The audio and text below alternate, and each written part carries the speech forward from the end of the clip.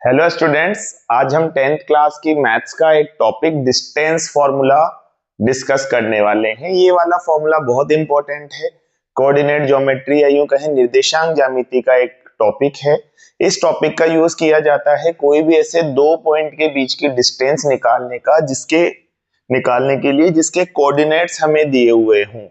Coordinates कैसे, x1 y1 और x2 y2। जैसे किसी एक बिंदु के निर्देशांक 3 7 है और दूसरे के 5 4 है, दोनों के बीच की डिस्टेंस कितनी है, अगर हम ये निकालना चाहते हैं तो हम डिस्टेंस फॉर्मूला का यूज कर सकते हैं। इसको हिंदी में अपन दूरी सूत्र कहेंगे। तो दो बिंदुओं के बीच की दूरी निकालने के लिए जो फॉर्मूला यूज होगा उसे अपन दूरी सूत्र या डिस्टेंस फॉर्मूला कहेंगे। कैसे यूज करते हैं इसको, जो भी कोऑर्डिनेट्स दिए हुए हैं उनमें x कोऑर्डिनेट्स देखो दोनों पॉइंट्स के, और दोनों पॉइंट्स के y कोऑर्डिनेट देखो। दोनों पॉइंट के x कोऑर्डिनेट का डिफरेंस लो, उसका स्क्वायर करो।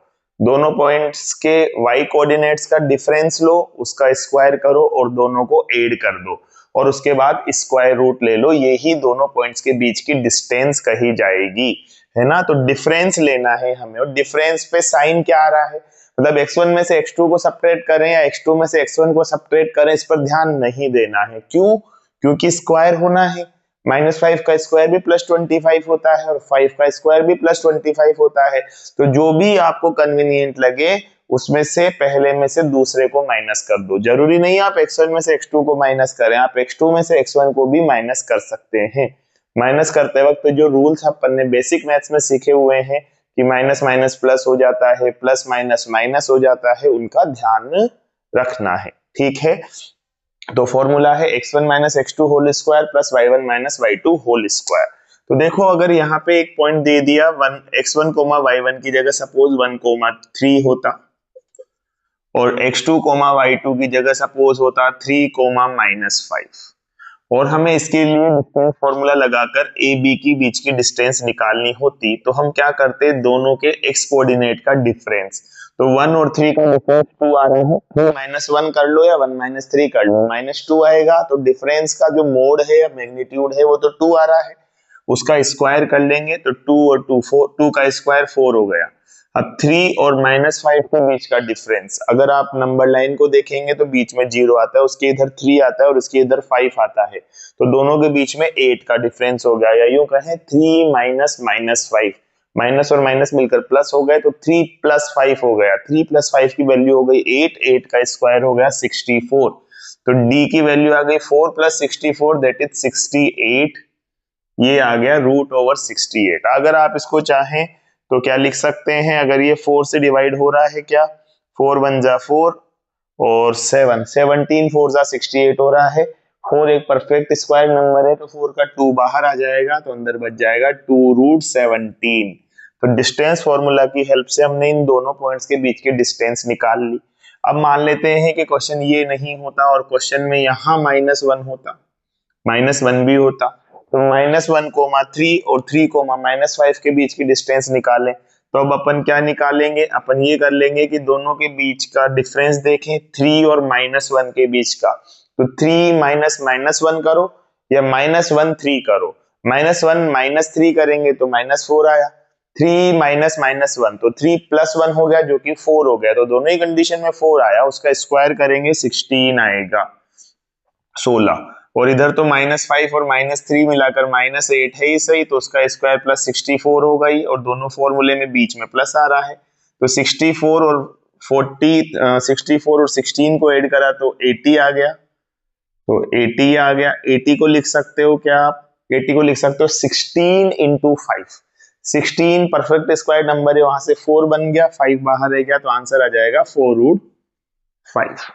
इसी की जगह थोड़ा और वेरिएशन कर देते, मान लो यहाँ पे +-3 कर देते और यहाँ पे भी -3 कर देते। मान लो -1 -3 और -3 -5 के बीच की डिस्टेंस निकालनी होती, तो अब ये रॉन्ग हो जाता, फिर क्या सही होता, फिर हो जाता -1 -3, तो -1 + 3 हो गया एक तरीके से वो, तो -1 में 3 ऐड करेंगे तो 2 बनेगा, 2 का स्क्वायर 4 हो गया, -3 -5, तो -3 + 5, तो 5 और -3 मिलाकर 2 हो गया, उसका स्क्वायर भी 4 हो गया।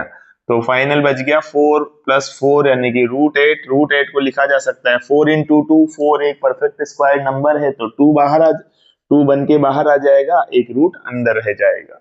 तो इस तरीके से डिस्टेंस फॉर्मूला की हेल्प से दो पॉइंट्स के बीच की डिस्टेंस मेजर की जा सकती है। क्या इस मेजर की गई डिस्टेंस का और भी कहीं और भी कुछ यूज किया जा सकता है, वो देख लेते हैं। तो देख लो,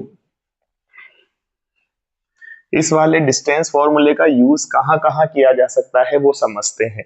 मान लो आपको एक ट्राइंगल दिया हुआ है, ट्राइंगल की 3 साइड्स होती है ए, बी और सी।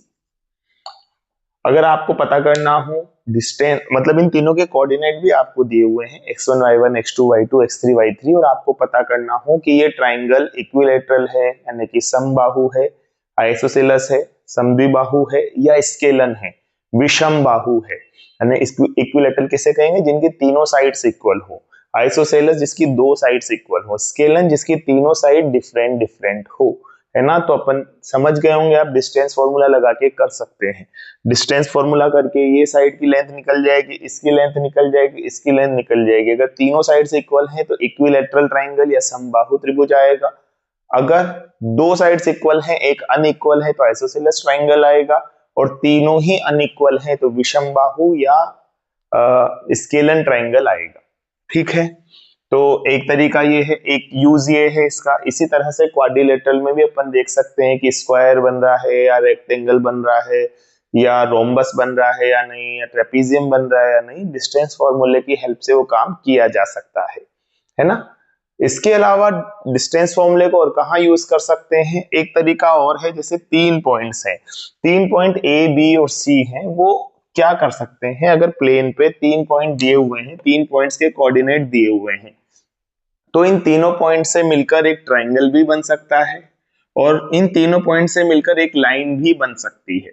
अब क्वेश्चन में कभी कभी दे दिया जाता है, ए कोऑर्डिनेट दे दिए, बी कोऑर्डिनेट दे दिए, सी कोऑर्डिनेट दे दिए, और हमारे पास ग्राफ पेपर नहीं होता, केवल कोऑर्डिनेट्स होते हैं। अगर ग्राफ पेपर होता तो उनको डिनोट करके मैच करके देख लेते कि लीनियर है या नहीं। अगर हमें मैथमेटिकली उन्हें मैच करना है तो हम ट्राइंगल की एक प्रॉपर्टी का यूज करते हैं। ट्राइंगल की एक प्रॉपर्टी होती है कि ट्राइंगल की किन्हीं भी 2 साइड्स का एडिशन हमेशा तीसरी साइड से बिगर ही होता है। तो अगर आप ए बी और बी सी को ऐड करेंगे तो वो ए सी से बड़ा आएगा, बराबर भी नहीं आ सकता, छोटा तो आ ही नहीं सकता। A B plus B C की वैल्यू ए सी से बड़ी होगी, इसी तरह से ए बी प्लस ए सी की वैल्यू बी सी से बड़ी होगी, इसी तरह बी सी प्लस ए सी की वैल्यू ए बी से बड़ी होगी।